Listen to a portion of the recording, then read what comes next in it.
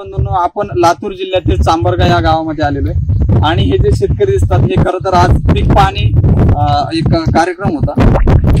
बायोलॉजिकलचा वापर केल्यामुळे काय शेतात क्रांती दिसू शकते, काय जादू दिसू शकते, या शेतकरी यांनी आज पीक पाणी कार्यक्रमात हजर झाले आणि यांनी सर्व पीक बघितलेले. तर यांच्याशी आपण चर्चा करणार आहोत. काय बदल दिसला वापर जीवाणू खतांचा वापर केल्यामुळे, बायोलॉजिकलचा वापर केल्यामुळे काय बदल दिसला हे आपण यांच्याकडून जाणून घेणार. आता हे शेतकरी ज्यांचं हे शेत, तुमचं नाव सांगा. बोळेगाव खंडू वैजनाथ. बोळेगाव खंडू वैजनाथ. आता यांनी काही दिवसांआधी बायोलॉजिकलचा वापर केला होता. कोणत्या घटकाचा तुम्ही वापर केला होता या अद्रक पिकामध्ये? ट्रायकोडर्मा सोडत. हा, ट्रायकोडर्मा सोडलं होतं. सोडत. हा, म्हणजे मायक्रोरायझा तुम्ही सोडला होता. हा, म्हणजे सुडोमोनास तुम्ही सोडलं होतं. ह्या 3 घटकांचा तुम्ही वापर केला होता. म्हणजे तुमची काय होतं, तो प्रॉब्लेम काय होता तुमच्या पिकामध्ये? मर होता जास्त. मर म्हणजे मर लागली होती मरण आणि वाढ थांबली होती. तर यांनी मायक्रोरायझा सोडला होता, ट्रायकोडर्मा सोडला होता आणि सुडोमोनास सोडला होता. याच्यामुळे झालं काय, तर यांची जी मर हा रोग लागला होता, हा जागेवर स्टॉप झाला, मुळ्या सुस्त झाल्या आणि वाढ जी थांबली होती ती वाढ रेग्युलर व्हायला लागली.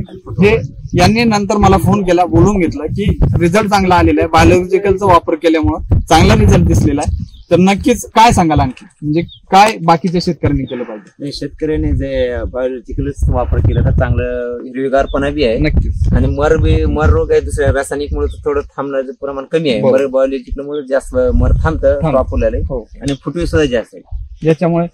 तर नक्कीच शेतकऱ्यांनी जर मर लागत असेल आपल्या कोणत्याही पिकाला तर ट्रायकोडर्मा, मायक्रोरायझा आणि सुडोमोनास या 3 बुरशींची एकत्रित जर ड्रिंचिंग केली, ड्रिप वाटी जर हे औषध सोडलं तर कोणत्याही पिकाची मर जागेवर थांबते.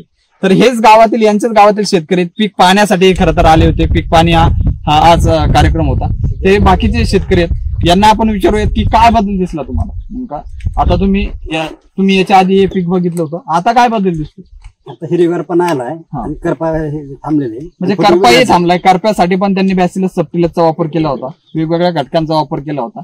मर पण थांबली तुम्ही बघितलं. बाकी काय सांगाल, तुम्हाला पीक बरं वाटतंय का आता?